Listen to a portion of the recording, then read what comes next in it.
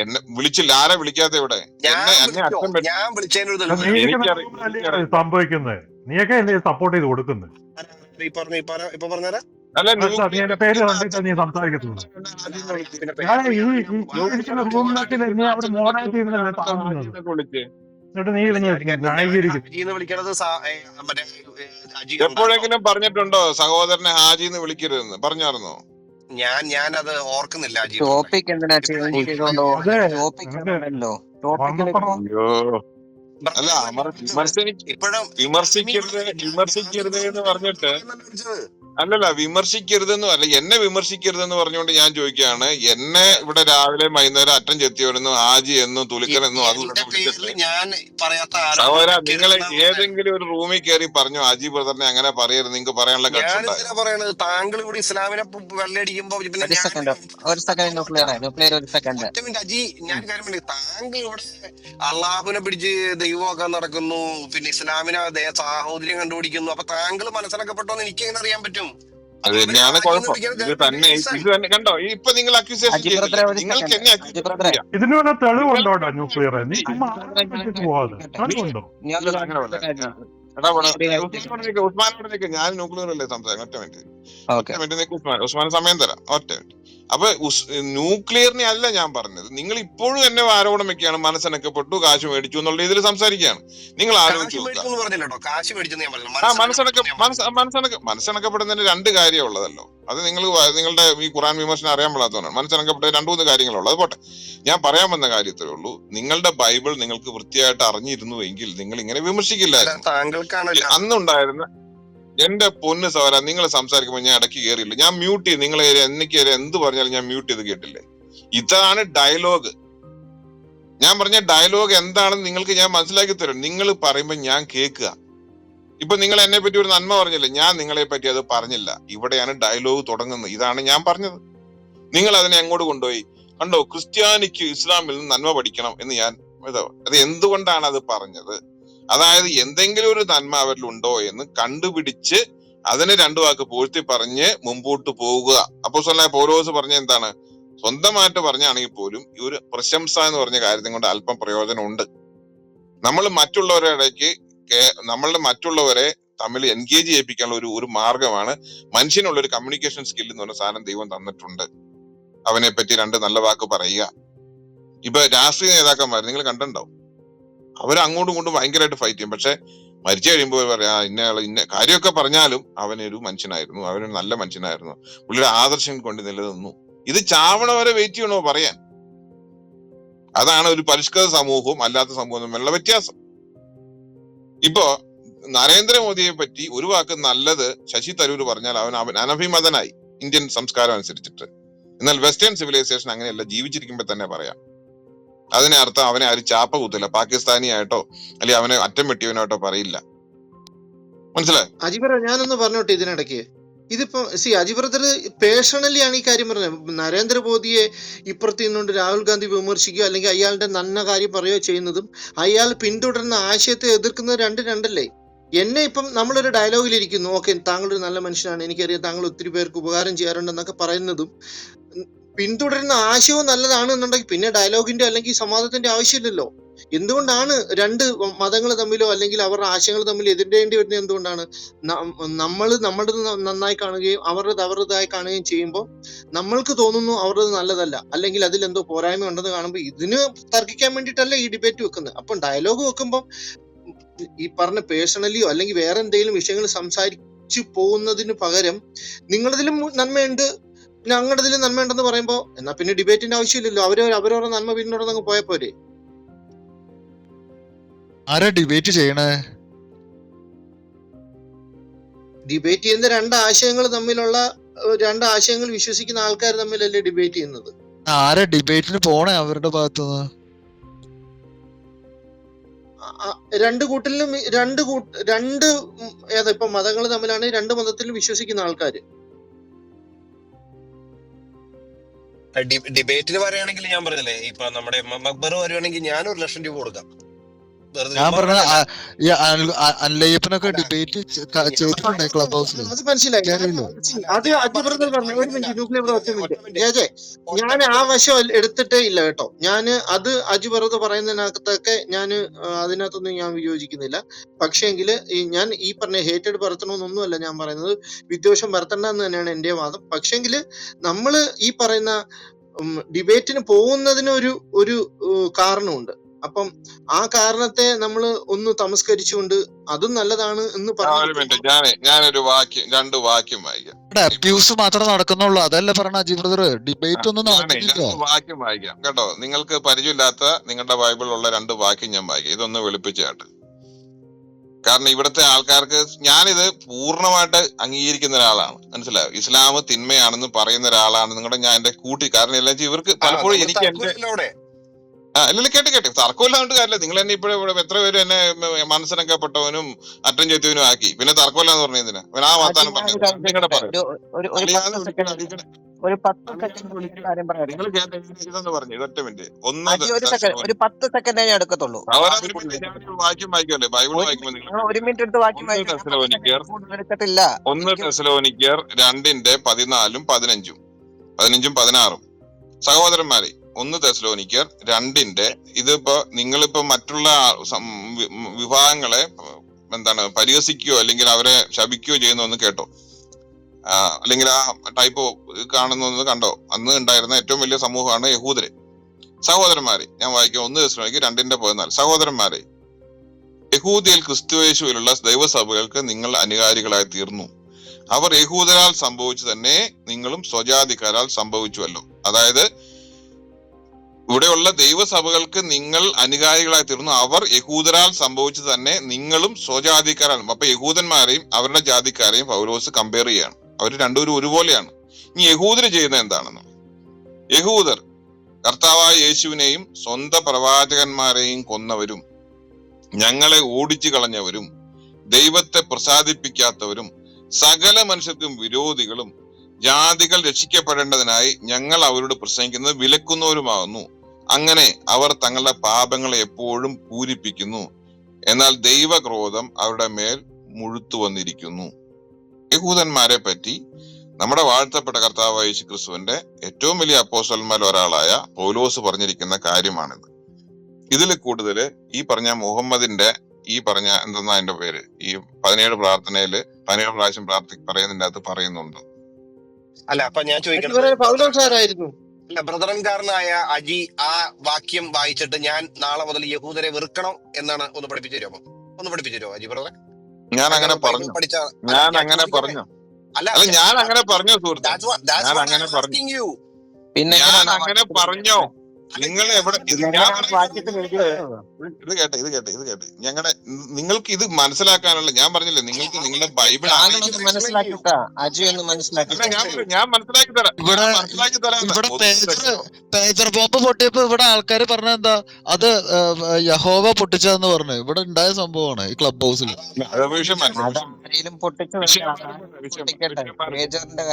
ഉസ്മാനെ ഒരു മിനിറ്റ് നിൽക്കുക. ഞാൻ ന്യൂക്ലിയർ ആയിട്ട് സംസാരിക്കല്ലേ. പുള്ളിക്ക് സംസാരിക്കാൻ കഴിവില്ലെങ്കിൽ ഉസ്മാന്റെ കയ്യിലോട്ട് ബാറ്റൺ കൊടുക്കും. എക്സ്പ്ലെയിൻ ചെയ്തു തരൂ, ആ വാക്യം എക്സ്പ്ലെയിൻ ചെയ്തു തരൂ പ്ലീസ്. അല്ല, അത് നിങ്ങൾ ഉസ്മാൻ എടുക്കണേ, അതാണ് ചോദിച്ചത്. ഉസ്മാൻ സംസാരിക്കണം, എനിക്ക് കുഴപ്പമില്ല. ബ്രദറൻകാരനാണ് താങ്കൾ, ബൈബിളിൽ ഭയങ്കര സ്ട്രോങ് ആണെന്നൊക്കെയാണ് പറഞ്ഞത്. So please explain. അപ്പൊ ഞാൻ വിശദമാക്കി തരാം. ഇത് അവിടെ നടന്ന കാര്യത്തെ പറ്റി അപ്പോസ്തലനായ പൗലോസിന്റെ കാഴ്ചപ്പാടാണ്. എന്നാൽ ഇതേമാതിരി തന്നെ യഹൂദന്മാരെ പറ്റി അപ്പോസ്തലനായ പൗലോസ് സോഫ്റ്റ് ആയിട്ടും പറഞ്ഞിട്ടുണ്ട്. നമുക്കത് മനസ്സിലാക്കണേ റോമാലേഖനം 8, 9, 10 അധ്യായങ്ങൾ വായിച്ചാൽ മതി. അപ്പൊ ഇത് ബാലൻസ് ഔട്ട് ചെയ്യേണ്ട കാര്യമുണ്ട്. യഹൂദന്മാർ അവിടെ നടന്ന കാര്യങ്ങളെ പറ്റി തിയോളജിക്കലി 2 പൊസിഷനാണുള്ളത്. അപ്പൊ ഈ 2 പൊസിഷൻ കൂടെ ഒരു ബാലൻസ് ചെയ്യുമ്പോഴാണ് ക്രിസ്ത്യൻ പെർസ്പെക്റ്റീവ് എന്താണെന്ന് നമുക്ക് കിട്ടുള്ളൂ. അപ്പൊ നമ്മൾ ഒരു വശത്തെ സാധനം എടുത്തിട്ട് ഇപ്പൊ നമുക്കറിയാം ദുഷ്ടന്മാരെ ദൈവം എന്ത് ചെയ്യുന്നു നമുക്കറിയാം അല്ലെ. ദുഷ്ടന്മാർ താളടിയാകും, വായിച്ചിട്ടില്ലേ? എന്നാൽ ഈ ദൈവം ഈ ദുഷ്ടന്മാരോട് ചെയ്യുന്ന നീതിയാണോ എന്ന് വെച്ചാൽ നീതിയാണ്. എന്നാൽ ദുഷ്ടന്മാർക്ക് ദൈവം രക്ഷയ്ക്കുള്ള വഴി വെച്ചിട്ടുണ്ടോ വെച്ചാൽ ദൈവം വെച്ചിട്ടുണ്ട്. അപ്പൊ ഇത് രണ്ടും കൂടെ കൂടി ബാലൻസ് ചെയ്യുമ്പോഴാണ് നമുക്ക് കാര്യങ്ങൾ മനസ്സിലാവുള്ളൂ. നിങ്ങൾ ബാലൻസ് ചെയ്യുന്നായിരുന്നു പറയാം എന്ന് പറഞ്ഞ മാതിരി തന്നെ യഹൂദന്മാരെ പറ്റി 1 തെസ്സലോനിക്കർ 2:14 കിടക്കുവാണ്. സെബാസ്റ്റ്യൻ മുന്നക്കിൽ ഞാനിത് രാവിലെ വൈകുന്നേരം കേൾക്കുകയാണ്. 17 പ്രാവശ്യം ക്രിസ്ത്യാനികൾ തെറി പറയുന്നു, വഴിവഴച്ചവരെന്ന് പറയുന്നു. ഇറ യഹൂദന്മാരെ പറ്റി നിന്റെ സ്വന്തം ബൈബിളിൽ കിടക്കുന്നുണ്ട് ഇത്. ഇവര് എന്താ ഞാൻ ഒന്നും കൂടെ വായിക്കാം, ഇടയ്ക്കല്ല ഞാൻ ഒന്നും കൂടെ വായിക്കാം. വായിച്ചു, പക്ഷെ എക്സ്പ്ലെയിൻ ആയില്ല, കാര്യം സഹോദര, മനസ്സിലായില്ല. ഇത് there are certain things which are self explanatory. ഞാനത് വായിക്കാം ഒന്നും കൂടെ. യഹൂദർ കർത്താവായ യേശുവിനെയും സ്വന്തം പ്രവാചകന്മാരെയും കൊന്നവരും ഞങ്ങളെ ഓടിച്ചു കളഞ്ഞവരും ദൈവത്തെ പ്രസാദിപ്പിക്കാത്തവരും സകല മനുഷ്യർക്കും വിരോധികളും. ഇതിലും വലിയ അപമാനം എന്താ ഉള്ളത്? അവൻ എല്ലാ ഇന്നുള്ള യഹൂദന്മാര് സകല മനുഷ്യർക്കും വിരോധികളാണെന്നാണ് നമ്മൾ അതിൽ മനസ്സിലാക്കേണ്ടത് എന്നാണ് ബ്രദറൻകാരനായിട്ടുള്ള അജീപ്പോൾ എനിക്ക് പഠിപ്പിച്ചു തരുന്നത്. പ്രതരംകാരനായ അജിപ്പോളല്ല അവിടെ എഴുതിയേക്കണ എന്താണ്? യഹൂദന്മാരെ പറ്റി യഹൂദന്മാരെ പറ്റി ആസ് എ നേഷൻ എന്താണ് പറഞ്ഞിരിക്കുന്നതെന്ന് അവിടെ അപ്പോസ്തലനായ പൗലോസ് വൃത്തിയായിട്ട് പറയുന്നുണ്ടെന്നേ. ഞാൻ പഠിപ്പിക്കുന്ന ഓക്കെ, നിങ്ങൾ പറയൂ എന്താണ് വാക്യത്തിന്റെ അർത്ഥം? അല്ല, താങ്കളിൽ നിന്ന് പഠിക്കാനിരിക്കുമ്പോ താങ്കൾ എന്റെ അടുത്ത് പഠിപ്പിക്കാൻ പറയാം. സഹോദരൻ, ഞാൻ വളരെ കൃത്യമായിട്ട് പറഞ്ഞല്ലോ. ഇത് ഒരു കാഴ്ചപ്പാടിനെ നമ്മൾ പറയുമ്പോ അപ്പോസ്തലനായ പൗലോസ് ഒരു കാഴ്ചപ്പാടിനെ അവിടെ അവതരിപ്പിക്കുകയാണ്. എന്താണ് ഞാനൊരു കാര്യം ചോദിച്ചോട്ടെ? ഇത്രയും സംസാരിച്ചുകൊണ്ടിരിക്കുന്നത് ഞാനപ്പോ ഈ വാക്യം വായിച്ചിട്ട് ഞാൻ യഹൂദന്മാര് മുഴുവൻ ഇങ്ങനത്തെ ആൾക്കാരാണെന്ന് ഞാൻ വിശ്വസിക്കണം, അങ്ങനെയാണോ? അങ്ങനെ ഞാൻ വിശ്വസിക്കും. നിങ്ങളുടെ അഭിപ്രായം നിങ്ങളുടെ അഭിപ്രായം പറയൂ. നിങ്ങളുടെ അഭിപ്രായം പറയൂ. ഞാൻ പറഞ്ഞത് സെൽഫ് എക്സ്പ്ലനേറ്ററി ആണ്. ഞാൻ അതിനകത്ത് അജീബ് പോളിന്റേതായ യാതൊരു വ്യാഖ്യാനം ഇട്ടിട്ടില്ല. ഞാൻ അവിടെ എഴുതിയത് വായിച്ചു. ഞാൻ അജീബ് ബ്രദറിനെ പഠിക്കാൻ ആഗ്രഹിക്കുകയാണ്. എനിക്ക് ഞാൻ പറഞ്ഞില്ലേ, ഞാനത് ഒന്നും പഠിപ്പിക്കുന്നില്ലല്ലോ. ഞാൻ രാവിലെ തന്നെ കൃത്യമായിട്ട് ഞാൻ അവിടെ ഒരു വാക്യം ഞാനൊരു കാര്യം ചോദിച്ചോട്ടെ? ആശയവായന ഉണ്ടോന്ന്? ന്യൂക്ലിയറിന് ആശയവായന ഉണ്ടോന്ന്? ദാർശനിക വല്ലതും ഉണ്ടോ? അങ്ങനെ നമ്മള് ഖുറാനിസ്റ്റ് അല്ല, നമുക്ക് ഖുറാനിസ്റ്റുകളെ പിടിക്കാം. നമുക്ക് അതൊക്കെ പോട്ടെ, അവിടെ ഒരു മിനിറ്റ് കേട്ടെ. ഉണ്ണിയല്ല, ന്യൂക്ലിയർ അത് വായിച്ചിട്ട് അതിന്റെ അർത്ഥം ഒന്ന് മനസ്സിലായി. ഞാൻ വായിച്ചത് അർത്ഥം പോലും പറയാണ്ട് വളരെ ക്ലിയർ ആണ്. യഹൂദന്മാർ ഇങ്ങനെയാണെന്നാണ് പോലീസ് പറഞ്ഞത്. മനസ്സിലായല്ലോ അജീപ്പോളെ, ഞാൻ പറയുന്നത് എനിക്ക് മനസ്സിലായതുകൊണ്ടാണ് ഞാൻ പറഞ്ഞത്. ഞാനത് രണ്ടു പ്രാവശ്യം എക്സ്പ്ലെയിൻ ചെയ്തു. ട്രൂത്ത് എന്ന് പറഞ്ഞ it is always in the middle. യഹൂദന്മാർ ആസ് എ നേഷൻ എന്താണ് ചെയ്തതെന്ന് അപ്പോസ്തലനായ പൗലോസ് പറഞ്ഞിട്ടുണ്ട്. യഹൂദന്മാരെ പറ്റി പൗലോസ് പറഞ്ഞു, ഈ യഹൂദന്മാർക്ക് വേണ്ടി ഞാൻ ക്രിസ്തുവിനോട് വേർപെട്ട് ശാപഗ്രസ്തനാക്കുവാൻ ആഗ്രഹിക്കുമായിരുന്നു എന്ന് റോമാലേഖനം 8:9-10. യഹൂദന്മാർക്ക് വിശേഷമുണ്ട് സകല വിരുദ്ധത്തിലും. അപ്പൊ truth is always lying in the middle. ഇതാണ് അവിടെ കാഴ്ചപ്പാട്. ഇനി ന്യൂക്ലിയർ അത് വായിച്ചിട്ട് എന്താണ് മനസ്സിലാക്കിയത് ന്യൂക്ലിയർ. അപ്പൊ എനിക്ക് ആദ്യത്തെ വാക്യം തന്നെ വായിച്ചു കഴിഞ്ഞപ്പോൾ ആ വാക്യം ഒന്നും കൂടി വായിക്കാമോ? 2 തെസ്സലോനിക്ക ഒന്നുകൂടി വായിക്കാമോ? നിങ്ങളുടെ കയ്യിൽ ബൈബിൾ ഉണ്ടല്ലോ. ഞാൻ ബൈബിൾ ഡ്രൈവിംഗ് പിന്നെ ഡ്രൈവ് നിർത്തിയിട്ട് വായിച്ചാൽ അത് വായിക്കുമ്പോ നമ്മൾ പിന്നുള്ള യഹൂദന്മാരൊക്കെ അങ്ങനെ ഞാൻ 4 പ്രാവശ്യം വാക്യം വായിച്ചു. ഇനി ഞാൻ പറഞ്ഞ ഇന്നുള്ള യഹൂദന്മാരൊക്കെ അങ്ങനെയുള്ള ഒരാൾക്കാരായിട്ടാണോ? ഒരു സെക്കൻഡ്, ന്യൂക്ലിയർ ഞാൻ പറയാതെ അത് എന്താണ് അവിടെ ഉദ്ദേശിച്ച എല്ലാ യഹൂദന്മാരെ പറ്റിയല്ല. യേശു ക്രിസ്തുവിന്റെ ഈ സ്വർഗാരോഹണം നടക്കുന്ന സമയത്ത് പോലും അവിടെ 500-ൽ പരം യഹൂദന്മാർ, അവരെന്താ വേറെ ആൾക്കാരാ? അറബികളോ മറ്റേ ഏതെങ്കിലും സ്ഥലത്തുള്ള ആൾക്കാരല്ലല്ലോ. അവര് യഹൂദന്മാര് തന്നെയല്ലേ, സാക്ഷികളായിട്ട് തന്നെ ഉണ്ടായിരുന്നു. അപ്പോസ്തല പ്രവൃത്തിയുടെ പുസ്തകത്തിന്റെ അത് പറയുന്നുണ്ട് 500-ൽ പരം ആൾക്കാരും ഉണ്ടായിരുന്നു. അവര് യഹൂദന്മാരാണല്ലോ. യഹൂദന്മാരിലുള്ള ചിലർ അങ്ങനെ ചെയ്തു. എല്ലാവരും യേശു ക്രിസ്തുവിനെ ക്രൂശിക്കാൻ വേണ്ടി ചിലർന്നല്ലല്ലോ യഹൂദർ എന്നല്ലേ പറഞ്ഞേക്കുന്നത്.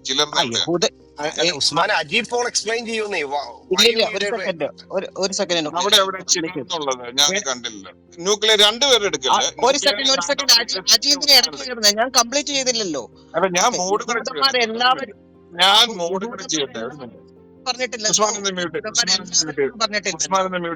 ന്യൂക്ലിയറോട് പറയട്ടെ. ന്യൂക്ലിയർ മ്യൂട്ട് ചെയ്ത സ്ഥിതിക്ക് ഉസ്മാനാണ് ഞാൻ സംസാരിക്കുന്നത്. ഓക്കെ, ഇനി ഉസ്മാൻ സംസാരിക്കും. ആരും അടക്കിയായിരുന്നു. താങ്ക്സ്. ഓക്കെ, അവിടെ യഹൂദന്മാരെല്ലാവരും എന്ന് പറഞ്ഞിട്ട് യഹൂദന്മാരിൽ ചിലർ, കാരണം യഹൂദന്മാര് തന്നെയല്ല യേശുക്രിസ്തുവിനെ അവിടെ സ്വന്തം രക്ഷിതാവായി സ്വീകരിച്ച് യേശുക്രിസ്തുവിനെ ഫോളോ ചെയ്ത ആൾക്കാർ. ഈ ശിഷ്യന്മാര് 12 അപ്പോസ്തലന്മാരായിരുന്നു, യഹൂദന്മാരല്ലായിരുന്നോ? യഹൂദന്മാരിൽ ചിലർ, മെയിൻലി ഈ ലീഡർ പൊസിഷനിൽ നിൽക്കുന്നവർ, അവരെയാണ് സർപ്പസന്തതികളെ എന്നൊക്കെ യേശുക്രിസ്തു പോലും വിളിക്കുന്നത്. കാരണം എന്താ, അവരാണ് ഈ സുവിശേഷത്തിന്റെ ഇത് യേശുക്രിസ്തുവിനെ അംഗീകരിക്കാൻ കാരണം അവരുടെ കുഴപ്പം എന്താണ്? അവരുടെ സ്ഥാനമാനങ്ങളെല്ലാം നഷ്ടപ്പെട്ടു പോകുന്നുള്ള ആ ഒരു പേടി കൊണ്ട്. യഹൂദന്മാരുടെ രാജാവാണ് യേശുക്രിസ്തു എന്ന് വിശ്വസിച്ചാൽ അവരുടെ ആ സ്ഥാനങ്ങളും മാനങ്ങളും എല്ലാം പോകുമെന്നുള്ള ആ പേടി കൊണ്ടാണ് അവര് അംഗീകരിക്കാത്തത്. അന്നേരം അങ്ങനെയുള്ള ആൾക്കാരെയും മറ്റുള്ള ആൾക്കാരെയും ചില യഹൂദന്മാരെയും, അല്ലാതെ എല്ലാ എന്താ യഹൂദ കമ്മ്യൂണിറ്റി ആസ് എ ഹോൾ അല്ല അവിടെ ഉദ്ദേശിക്കുന്നത്. മനസ്സിലായോ? ഞാൻ കഴിഞ്ഞു. ഇത് ഓക്കെ, ഇത് ബ്രദറിന്റെ എക്സ്പ്ലനേഷൻ ആണ്, ഈ കാര്യം മനസ്സിലായി. കാര്യം മനസ്സിലായി. ഈ ബ്രദർ ഒന്ന് പറഞ്ഞുതരാമോ? എനിക്കൊന്ന് മോർ ക്ലിയർ ആക്കി തരാമോ? അവിടെ അങ്ങനെ ഒരു വാക്യം വെച്ചുകൊണ്ട് നമ്മൾ 17 ന്യൂക്ലിയർ ഞാൻ മുസ്ലിങ്ങൾ താഴത്തെ ഇടേണ്ടി വരും. ഞാൻ ഉസ്മാനും കൂടെയാണ് സംസാരിക്കുന്നത്. Thank you. ഓക്കെ, എനിക്ക് കാര്യം മനസ്സിലായി. ഉസ്മാന്റെ വ്യാഖ്യാനമാണ്. ഞാനും ഇത് അംഗീകരിക്കുന്ന ആളാണ് കേട്ടോ ഉസ്മാനെ. നിങ്ങൾ ഈ അല്ല, പറഞ്ഞ ഉസ്മാന്റെ വ്യാഖ്യാനം തെറ്റാണെന്നാണോ അജി? തെറ്റാണോ ശരിയാണോ? അത് അജി സഹോദര, പറഞ്ഞത്. നിങ്ങൾ സംസാരിച്ചു കഴിഞ്ഞ് മൈക്ക് മ്യൂട്ട് ചെയ്യുക. അല്ല, അതിനുശേഷം ഞാൻ സംസാരിക്കും. അതെന്റെ വ്യാഖ്യാനമാണ്. നിങ്ങൾ ഞാൻ എന്റെ സംസാരിച്ചു വ്യാഖ്യാനം പറഞ്ഞു. കഴിഞ്ഞപ്പോ ഞാൻ മൈ നിങ്ങൾ വ്യാഖ്യാനം പറഞ്ഞത് ഇസ് റൈറ്റ് ഓർ റോങ് അത് പറ. അത് ഇടയ്ക്ക് പറഞ്ഞിട്ട് കയറി ഞാൻ പറയാന്നേ, നിങ്ങൾ എന്റെ വായിക്കറി സംസാരിക്കില്ലേ? നിങ്ങൾ സംസാരിക്കുമ്പോൾ ഞാൻ മ്യൂട്ട് ചെയ്യുക, ഞാൻ സംസാരിക്കുമ്പോൾ നിങ്ങൾ മ്യൂട്ട്. അത് തന്നെയാണ് ഞാൻ ഇവിടെ പഠിപ്പിക്കാൻ ശ്രമിച്ചുകൊണ്ടിരിക്കുന്നത്. ഓക്കെ, ഇത് ഉസ്മാന്റെ വ്യാഖ്യാനമാണ്. ഈ ഉസ്മാന്റെ വ്യാഖ്യാനത്തോട് ഞാൻ ഒരു നല്ല ശതമാനം യോജിക്കുന്ന ആളാണ്. പക്ഷെ ഇത് നിങ്ങളുടെ ഒരു ഇന്റർപ്രിട്ടേഷൻ ആണ്. നിങ്ങൾ ആ സ്ക്രിപ്റ്റ് വായിക്കുമ്പോൾ അതിന്റെ അകത്ത് എല്ലാ യഹൂദന്മാരും എന്നോ അല്ല പറഞ്ഞേക്കുന്നത്. യഹൂദന്മാർ ആസ് എ നേഷൻ ആണ് പറഞ്ഞിരിക്കുന്നത്. അപ്പൊ നിങ്ങൾക്ക് നിങ്ങളുടെ ഒരു ഇന്റർപ്രിട്ടേഷൻ കൊടുക്കേണ്ട ഗതികേടാണ്. അല്ലെ, അങ്ങനെ ഗതികേട് എന്ന് പറഞ്ഞാൽ അങ്ങനെ വരും, അങ്ങനെ വന്നേ പറ്റൂ. അപ്പൊ നമ്മൾ എങ്ങനെയാണ് ഒരു സ്ക്രിപ്ചറിനെ വ്യാഖ്യാനിക്കുന്നത്? പ്രധാന രീതി ഞാൻ എന്റെ ഒരു ദൈവശാസ്ത്ര വ്യാഖ്യാനം പറയാം. അപ്പൊ എങ്ങനെയാണ് നമ്മൾ കാണുന്നത്? സ്ക്രിപ്ചറിനെ സ്ക്രിപ്ചർ കൊണ്ട് വ്യാഖ്യാനിക്കണം. അപ്പൊ എങ്ങനെയാ നമ്മൾ വ്യാഖ്യാനിക്കണം? അപ്പൊ നമ്മൾ റോമാലേഖനത്തിലോട്ട് പോകും. റോമാലേഖനം 8, 9, 10, 11 അധ്യായങ്ങളിൽ യഹൂദനെ പറ്റി പൗലോസിന്റെ കാഴ്ചപ്പാട് സിസ്റ്റമാറ്റിക്കലി പറഞ്ഞിട്ടുണ്ട്. ഈ യഹൂദന്മാർക്ക് വേണ്ടി അപ്പോസ്തലനായ പൗലോസ് ക്രിസ്തുവിനോട് വേർപെട്ട് ശാപഗ്രസ്തനാകുവാൻ തീരുമാനിക്കും, അല്ലെങ്കിൽ സമ്മതിക്കും. അത്ര സ്നേഹമുള്ള ഒരാളാണ്. താൻ തന്നെ യഹൂദനാണ്. മനസ്സിലായോ?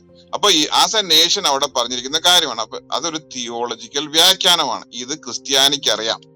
അപ്പൊ നമ്മള് ഒരു ഖുറാൻ ടെക്സ്റ്റോ ബിബ്ലിക്കൽ ടെക്സ്റ്റോ നമ്മൾ എടുക്കുമ്പോൾ എന്താണ് നമ്മളുടെ അതിന്റെ വ്യാഖ്യാനം എന്നുള്ളത് ഇമ്പോർട്ടന്റ് ആണ്. നമുക്കതൊരു ബാലൻസ്ഡ് ആയിട്ട് വരും. അപ്പൊ ഞാൻ ചുരുക്കി പറഞ്ഞിട്ടുണ്ടെങ്കിൽ യഹൂദനെ പറ്റി നിങ്ങൾ ഈ മുഹമ്മദ് ഇവിടെ ക്രിസ്ത്യാനികളെ പറ്റി പറഞ്ഞിരിക്കുന്നു, എന്ത് പറഞ്ഞിരിക്കുന്നു അത് തന്നെ യഹൂദനെ പറ്റി ബൈബിള് പറയുന്നുണ്ട്. ഇല്ല, ഒരുപക്ഷെ ഇടയ്ക്ക് കയറലേ ഉസ്മാനെ, ഇടയ്ക്ക്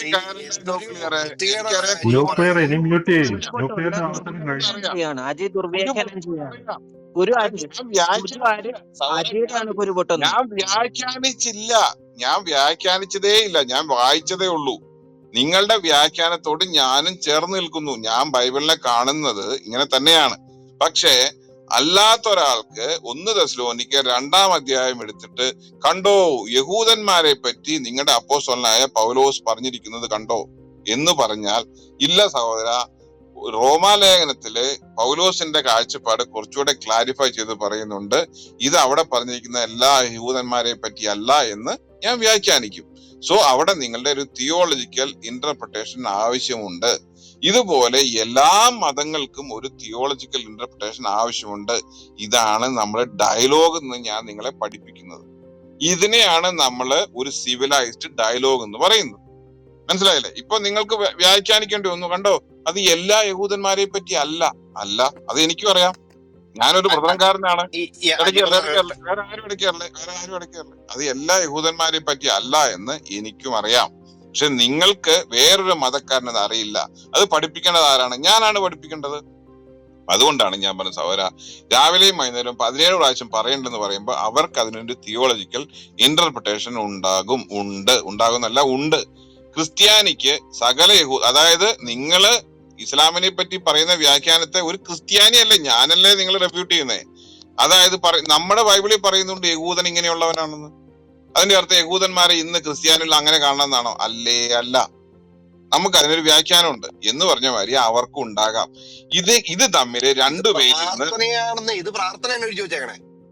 ഓക്കെ, അപ്പൊ ഞാൻ പറയണത് അജി, ഇപ്പൊ ബേസിക് പ്രശ്നം എന്ന് വെച്ചിട്ടുണ്ടെങ്കിൽ അജി, നമ്മളിവിടെ മുസ്ലിങ്ങൾ 17 പ്രാവശ്യം എന്നെയും ബ്രദറൻകാരനായ അജിയെയും അടക്കം സകലരെയും ക്രിസ്ത്യാനികളും യഹൂദരും വഴിപിഴച്ചവരാണെന്ന് പറഞ്ഞ് പ്രാർത്ഥിക്കുന്നതിനെ കുറിച്ച് വായിച്ചപ്പോ ബൈബിളിൽ ഒരു ബാക്കി ഒരു കോൺടസ്റ്റ് നടത്തി മാറ്റി പറഞ്ഞ്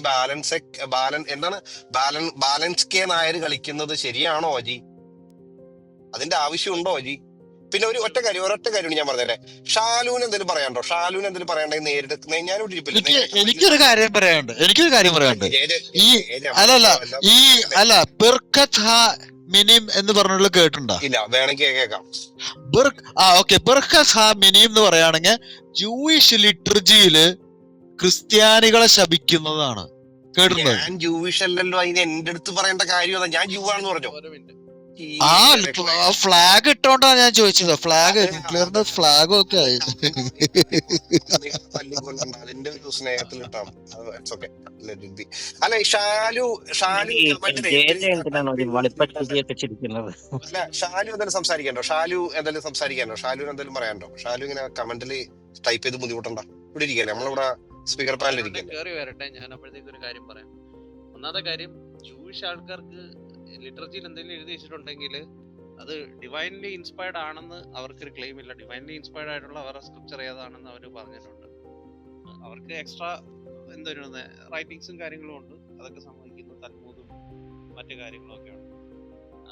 ഇനിയും ഇസ്ലാമിനെ സംബന്ധിച്ച് മറ്റ് പല വ്യാഖ്യാനങ്ങളും ഉണ്ടാകാം എന്നൊക്കെ ജിബ്രദർ പറയുന്നു. ഓക്കെ, സമ്മതിച്ചു. ഇതിനുള്ള ഇങ്ങനത്തെ ബോധ്യത്തിലാണ് എല്ലാവരും നിന്നത്. പക്ഷെ മറ്റു മതങ്ങളെ പോലെ അല്ല ഇസ്ലാമിൻ്റെത് വളരെ സ്ട്രിക്റ്റ് ആയിട്ടുള്ള ഒരു റെജീം അവർക്കുണ്ട്. അവരുടെ സ്ക്രിപ്ചറിനെ വ്യാഖ്യാനിച്ച് എഴുതിയ തഫ്സീറുകളുണ്ട്. തഫ്സീറുകൾ ഫോളോ ചെയ്യാനുള്ള നിർദ്ദേശമുണ്ട് അവർക്ക്. അത് എൻഫോഴ്സ് ചെയ്യുന്ന ഒരു മോസ്കിന്റെ എക്കോസിസ്റ്റം ഉണ്ട്. ഈ തഫ്സീറും ഉൾപ്പെടെയുള്ള കാര്യങ്ങളിൽ നിന്ന് കൃത്യമായിട്ടുള്ള എക്സ്പ്ലനേഷൻ തന്നിട്ടാണ് ഇവിടെ പറയുന്നത്. ഇവിടെ ആരെങ്കിലും ഖുറാനിസ്റ്റുകളുടെ പുറകെ പോയി നിങ്ങൾ അവരെ ശല്യപ്പെടുത്താനോ ഒന്നും ഇവിടെ ആരും പറയുന്നില്ല.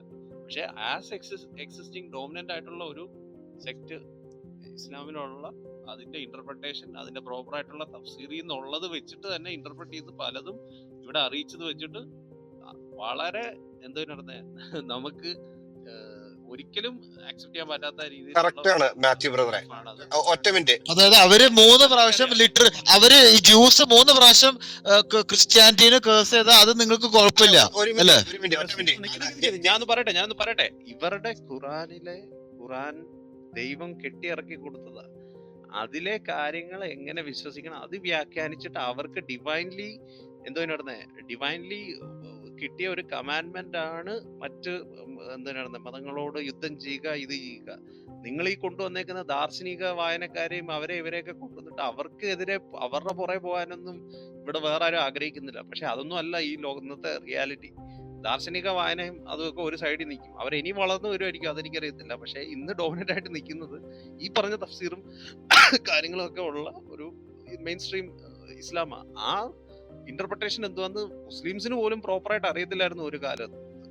അപ്പൊ പഠിച്ചിട്ട് ഇവിടെ ക്ലിയർ ആയിട്ട് വന്ന് എക്സ്പ്ലെയിൻ ചെയ്തത് അപ്പോളജിസ്റ്റുകളാണ്. അവരാ ചെയ്തത് കൊണ്ടാണ് പലതും മനസ്സിലായതും അതിനെ എതിർക്കേണ്ടതുമാണ്. അത് ന്യായമാണ്. അല്ലാതെ ക്രിസ്ത്യൻസിന് ഇതേപോലെ ഒരു ഇന്റർപ്രിട്ടേഷൻ ഇല്ല.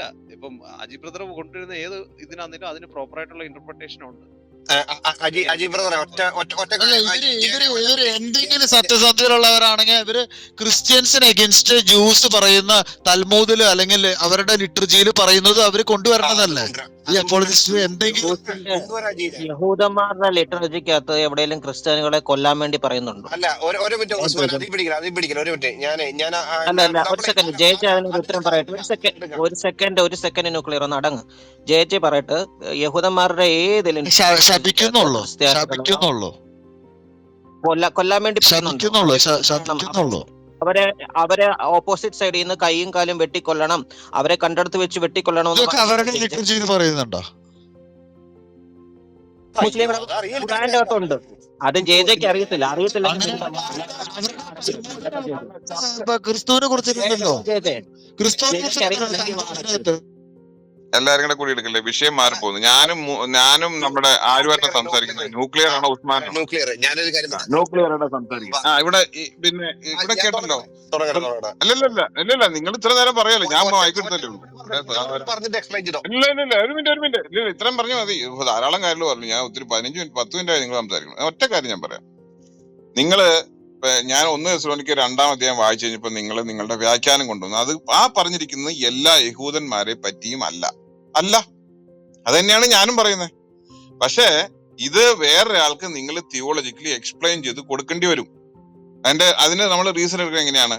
ഇതിനിപ്പോഴും എന്താണ് നമ്മുടെ വ്യൂ പോയിന്റ് എന്ന് പറയുന്നത്, തിയോളജിക്കൽ എക്സ്പ്ലനേഷൻ എന്ന് പറഞ്ഞിട്ടുണ്ടെങ്കിൽ നമ്മളെ സ്ക്രിപ്ചർ കൊണ്ട് വ്യാഖ്യാനം ചെയ്യണം. സഭാപിതാക്കന്മാർ അന്ന് അവരെ എങ്ങനെയാ കണ്ടിരുന്നത് നമ്മൾ എടുക്കണം, വ്യാഖ്യാനങ്ങൾ എടുക്കണം, റെഫറൻസ് ഗ്രന്ഥങ്ങൾ എടുക്കണം. അപ്പൊ അങ്ങനെ എടുക്കുമ്പോൾ നമ്മൾ പറയും പൗലോസിന്റെ കാഴ്ചപ്പാട് ഇത് മാത്രമായിരുന്നില്ല, യഹൂദന്മാർ ഇങ്ങനെയൊക്കെ ചെയ്തു എന്നുള്ള സത്യമാണ്. എന്നിരുന്നാൽ പോലും അവരെ സ്നേഹിക്കണമെന്നാണ് അപ്പോസ്തലനായ പൗലോസ് പഠിപ്പിച്ചത്, ബൈബിള് പഠിപ്പിച്ചതെന്ന് ഞാനും പറയും, അജീബ് പോളും പറയും, എല്ലാ ബ്രദറൻ സഭകളും പറയും. അതിന്റെ അർത്ഥം ബൈബിളിൽ ഇങ്ങനെ എഴുതിയിട്ടില്ല എന്നാണോ? അല്ല, നമ്മൾ ഇതിനെ ഇങ്ങനെയാണ് കാണേണ്ടത്. അപ്പൊ അവർക്ക് അവരുടേതായ ഒരു തിയോളജിക്കൽ വ്യൂ പോയിന്റ് ഉണ്ട്. ഞാൻ പറഞ്ഞല്ലോ, യോഹന്നാൻ അപ്പോസ്തലൻ, സ്നേഹത്തിന്റെ അപ്പോസ്തലൻ എന്ന് പറഞ്ഞിരിക്കുന്ന ആള് ക്രിസ്തുവിനെ അംഗീകരിക്കാത്തവൻ, പിതാവിനെയും പുത്രനെയും നിരസിക്കുന്നവൻ കള്ളനാണെന്നാണ് പറഞ്ഞത്. കള്ളൻ ബേസിക്കലി പറയാതെ പറഞ്ഞത് മുസ്ലിം എന്ന് പറയുന്ന ആൾക്കാർ കള്ളന്മാരെന്നാണ്. ഞാനത് വിശ്വസിക്കുന്നുണ്ടോ? 100% വിശ്വസിക്കുന്നുണ്ട്. പക്ഷെ അത് തിയോളജിക്കലിയാണ്. മനസ്സിലായോ? ഇതാണ് മീനിങ് ഫുൾ ഡയലോഗ് എന്ന് പറഞ്ഞു കഴിഞ്ഞാൽ. ഇങ്ങനെ വേണം ഡയലോഗ്, ഇങ്ങനെയേ പറ്റൂ, ഇങ്ങനെയേ ശരിയാവൂ എന്ന് ഞാൻ പറഞ്ഞു. ഇങ്ങനെ ബാക്കിയുള്ളവരെല്ലാവരെയും ഓകയാ ബാടമേയും അവര് നശിച്ചു പോകണമെന്ന് വിചാരിക്കുന്ന ആളല്ല ഞാൻ. നിങ്ങളെ പോലെ ഉള്ളവരും വേണം, അങ്ങനെ ഉണ്ട്. പക്ഷെ I position myself in the middle. ഞാനൊരു സെന്റർ റൈറ്റ് ആണ്. മനസ്സിലായോ? നിങ്ങൾ ഒരു പക്ഷെ ഫാർ റൈറ്റ് ആയിരിക്കും, എക്സ്ട്രീം റൈറ്റ് ആയിരിക്കും. അത് പൊളിറ്റിക്സ് പോലെ തന്നെ അപ്പോളജറ്റിക്സിലുണ്ട്. I position myself on the centre right. അതുകൊണ്ട് കൂടുതൽ ഗുണമുണ്ടാകൂ എന്ന് ചിന്തിക്കുന്ന ഒരാളാണ്. നിങ്ങളെല്ലാവരും നശിച്ചു പോകണമെന്ന് ആഗ്രഹിക്കുന്ന ഒരാളല്ല ധർമ്മദീപ്തിയോ അജീബ് പോളോ അല്ല. നിങ്ങൾക്കൊരു പൊസിഷൻ ഉണ്ട്. പക്ഷെ ഈ ഞാൻ എടുക്കുന്ന പൊസിഷനും കൊണ്ട് ഗുണം ഉണ്ടാവുള്ളൂ. നിങ്ങൾ എടുക്കുന്ന പൊസിഷനും കൊണ്ട് ഇവിടെ വൈരാഗ്യവും മറ്റുള്ള സ്പർദ്ധയും അല്ലാതെ ഗുണം ഉണ്ടാവില്ല എന്ന് വിശ്വസിക്കുന്ന ഒരാളാണ് ഞാൻ. ഓക്കെ, ഇനി പറഞ്ഞു. അജി ബ്രദറെ ഒരു കാര്യം പറഞ്ഞിട്ട് ഞാൻ നിർത്തിക്കോളാം. അജി ബ്രദറെ അജി ബ്രദറിന്റെ ഐഡിയയിലൊന്ന് പോയിട്ട് ഇവരെ ന്യൂക്ലിയർ പറയും. അപ്പൊ അജി, നമ്മളെ പ്രാർത്ഥന, ഇവരുടെ വഴിപിഴച്ച പ്രാർത്ഥന ഉണ്ടല്ലോ, അതിൽ നിന്നാണ് നമ്മൾ പോയത്. അപ്പൊ ഈ ക്രിസ്ത്യാനികളും യഹൂദരും വഴിപിഴച്ചവരാണെന്ന് പറയുമ്പോൾ ഒരു ന്യൂ ബോൺ ക്രിസ്ത്യാനി ആയിട്ടുള്ള ഒരു ന്യൂ ബോൺ തുടങ്ങി വയസ്സായിട്ടുള്ള ആൾക്കാർ, അങ്ങനെ എൻറ്റയർ സമൂഹത്തിനെ വഴിപിഴച്ചവരാണെന്ന് പറയുന്നതിൽ ഒരു തെറ്റില്ലേ അജി കാണുന്നുണ്ടോ? അത് ശരിയല്ലേ? ഇത് തെറ്റുണ്ടാവുമായിരിക്കും, തീർച്ചയായിട്ടും ഉണ്ടാവുമായിരിക്കും. അത് ഞാൻ പറഞ്ഞല്ലോ, എല്ലാ സമൂഹത്തിനും അവരുടേതായ കാഴ്ചപ്പാടുകളുണ്ട്, അവരുടെ തിയോളജിക്കൽ വ്യൂ പോയിന്റ് ഉണ്ട്. എന്നെ സംബന്ധിച്ച് ഇസ്ലാമിലുള്ളവരും വഴിപിഴച്ചവരാണ്. ഞാനത് ക്ലിയർ ആയിട്ട് പറയാണ്. എന്നെ സംബന്ധിച്ച് ഇസ്ലാമിലുള്ളവര് അജീബ് പോൾ പറഞ്ഞു, നിങ്ങൾ എഴുതിയെടുത്തോണ്ട് നോക്കൂ. എന്നെ സംബന്ധിച്ച് ഇസ്ലാമിലുള്ള ഓരോരുത്തരും വഴി പിഴച്ചവനാണ്. മതിയോ? അത് ബൈബിളിന്റെ കാഴ്ചപ്പാട്. ഇടയ്ക്ക് കയറല്ലേ. എന്നെ സംബന്ധിച്ച് ഓരോ ഇസ്ലാമിയും വഴി പിഴച്ചവനാണ് എന്ന് പറയുന്നതിന് എനിക്ക് യാതൊരു ബുദ്ധിമുട്ടില്ല. പക്ഷെ അത് തിയോളജിക്കൽ വ്യൂ പോയിന്റ് ആണ്. അപ്പൊ അത് പറയാൻ തിരിച്ച് അവനും അവകാശമില്ലേ? അതല്ലടോ ഒരു എന്താ പറയുക, ഒരു പാലോട്ട് അങ്ങോട്ടും ഇങ്ങോട്ടും കിടക്കുന്നത്. ഞാൻ പറയുന്നു, എന്നെ സംബന്ധിച്ച് ഇസ്ലാം എന്ന് കേട്ടെ ഇസ്ലാം എന്ന് പറഞ്ഞ ഐഡിയോളജി എന്ന് പറയുന്നത് വഴി പിഴച്ചതാണ്. അത് സാത്താന്യ മാർഗമാണ്, പൈശാചികമാണ്. അതെന്റെ തിയോളജിക്കൽ പൊസിഷനാണ്. ഇതേ പൊസിഷൻ എടുക്കാൻ അവനും അവകാശമുണ്ട് സഹോദരൻ. നിങ്ങക്ക് മനസ്സിലാവണ്ടോ? ഇതേ പൊസിഷൻ അവനും രാവിലെ വൈകുന്നേരം അവന്റെ വിശ്വാസ സംഹിത പറയാൻ അവനും അവകാശമുണ്ട്. ഒരു ക്രിസ്ത്യാനിക്ക് അങ്ങനെ അവകാശമുണ്ടോ? എങ്ങനെയാ പറഞ്ഞിരിക്കുന്നത്? അവർ വഴിപിഴച്ചു പോയി. നിങ്ങൾ പ്രകൃതിയാൽ കോപത്തിന്റെ മക്കളായിരുന്നു. ജാതികളെ പറ്റി പറഞ്ഞ അപ്പോസ്തലനായ പൗലോസ്. നിങ്ങൾ അന്ധകാരത്തിലായിരുന്നു. ആരാ? ജാതികൾ. അപ്പൊ അവരെ പറ്റി ബൈബിൾ ഇങ്ങനെ തന്നെയാ സുഹൃത്തെ പറയുന്നത്. നിങ്ങൾക്ക് നിങ്ങളുടെ സ്ക്രിപ്ചർ അറിയില്ല, എന്ത് ചെയ്യാൻ പറ്റും? നിങ്ങൾ എഫേസ്യർ 2-ാം അധ്യായം വായിച്ചു നോക്കി. സ്ക്രിപ്ചർ അറിയാവുന്നതുകൊണ്ടാണല്ലോ അജി ബ്രദറെ അറിയില്ല സഹോദരാ, നിങ്ങൾക്കിത് അറിയാമെങ്കിൽ നിങ്ങൾ ഇത് പറയില്ലായിരുന്നു. സ്ക്രിപ്ചർ അറിയാവുന്നതുകൊണ്ടാണല്ലോ ഞാൻ സാഹോദര്യത്തിന് വേണ്ടി ഇസ്ലാമിലോട്ട് പോവാഞ്ഞത്. ഞാനൊരു വാക്ക് പറഞ്ഞോട്ടെ അജി പിള്ളേ. പറഞ്ഞോ. അതായത് ഈ നിങ്ങൾ പേരും പറയുന്ന കുറെ നേരമായിട്ട് ഞാൻ ശ്രദ്ധിക്കുന്നു. രണ്ടുപേരും പറയുന്ന പോയിന്റ് വാലിഡ് ആണ്. പക്ഷെ ഇതിനകത്ത് ഈ സ്ക്രിപ്ചർ എന്ന് പറയുന്നത് എല്ലാ മതങ്ങൾക്കും ഉണ്ട്. ഈ സ്ക്രിപ്ചർ എന്ന് പറയുന്നത് ഒരു പാസീവ് കണ്ടീഷൻ ഇരിക്കുന്ന, ആ സ്ക്രിപ്ചറിൽ നിന്നാണ് പിന്നെ തിയോളജി രൂപപ്പെടുന്നത്. തിയോളജി രൂപപ്പെട്ടിട്ട് പിന്നെ അതിൽ നിന്നാണ് ലിറ്റർജി രൂപപ്പെടുന്നത്. ലിറ്റർജി, പിന്നെ ക്രീഡ്, കൺഫെഷൻ, പല തലത്തിലേക്കാണ് പോകുന്നത്. അപ്പൊ ഈ സ്ക്രിപ്ചറിനകത്ത് ഇന്നതുണ്ടെന്ന് പറയുന്നതിനകത്ത് അത് ഹാംലെസ് ആണ്, അത് സൈലന്റ് ആണ്, അത് പുസ്തകത്തിൽ അടങ്ങിയിരിക്കുകയാണ്. പക്ഷെ അതിൽ നിന്നൊരു തിയോളജി രൂപപ്പെടുമ്പോഴും അതും ഒരു സെമി ഹാംലെസ് ആണ്. പക്ഷെ പിന്നീട് അത് കൺഫെഷനായിട്ട് വരികയാണ്. കൺഫെഷനായിട്ട് വന്നിട്ട് കഴിഞ്ഞിട്ട് അതിൽ നിന്ന് വേൾഡ് വ്യൂ രൂപപ്പെടുകയാണ്. അവിടാണ് അപകടം. അപ്പൊ ഇവിടെ അന്യമതത്തെ വെറുക്കുക, അവരെല്ലാം വഴിപഴച്ചതാണ്, അല്ലെങ്കിൽ നിങ്ങൾ ജന്മനാ കോപത്തിന്റെ മക്കളാണ്, യഹൂദർ യേശുവിനെ കൊന്നവരാണ്, ഇതെല്ലാം ക്രിസ്ത്യാനിയുടെ സ്ക്രിപ്ചറിലാണ് കിടക്കുന്നത്. അത് 100% ഹാംലെസ് ആണ്. അവരുടെ ക്രീഡില്, ഇപ്പൊ ക്രിസ്ത്യൻ ചർച്ചുകൾ ഉദ്ധരിക്കുന്ന ഒരു ക്രീഡിലും യഹൂദനെ നിന്ദിക്കുന്നില്ല, യഹൂദനെ വെറുക്കാൻ പറയുന്നില്ല, പകയ്ക്കാൻ പറയുന്നില്ല, അവർ അശുദ്ധരോ അസ്പൃശ്യരോ ആണെന്ന് പറയുന്നില്ല. പക്ഷെ ഇവിടെ മുസ്ലിങ്ങളെ സംബന്ധിച്ച് അവർ അന്യമത നിന്ദ അവരുടെ കൺഫെഷനാണ്. അവർ മൈക്ക് വെച്ച് വിളിച്ചു പറയുകയാണ്, ഈ അള്ളാഹു അല്ല, വേറെ മാർഗമില്ല, അങ്ങനെ അവര് പ്രഖ്യാപിക്കണം. അപ്പൊ അവിടെ വരുമ്പോ അവരുടെ വേൾഡ് വ്യൂ രൂപപ്പെടുമ്പോ ആ വേൾഡ് വ്യൂവിൽ ഈ വിഷലിപ്തത കലരുന്നു. അപ്പൊ വിഷലിപ്തമായ വേൾഡ് വ്യൂ അവർക്ക് വരുന്നു, ക്രിസ്ത്യാനിറ്റിക്ക് അത് വരുന്നില്ല. അപ്പൊ അജി പോൾ കമ്പയർ ചെയ്യുന്നത് ഫണ്ടമെന്റൽ സ്ക്രിപ്ചറുകൾ തമ്മിലാണ്. നിങ്ങൾ പറഞ്ഞത് ശരിയാ, സ്ക്രിപ്ചർ പറയുമ്പം അവിടെ അതുണ്ട്, പക്ഷെ വേൾഡ് വ്യൂവിലില്ല. അപ്പൊ അവിടെ വളരെ അപകടകരമാണ്, വളരെ വ്യത്യസ്തമാണ്. അപ്പൊ മുസ്ലിങ്ങൾ ഒരിക്കലും ക്രിസ്ത്യാനിയായിട്ട് ഈ കാര്യത്തിൽ താരതമ്യപ്പെടുത്താൻ പറ്റത്തില്ല എന്നുള്ളത് എന്റെ അഭിപ്രായം. Very correct.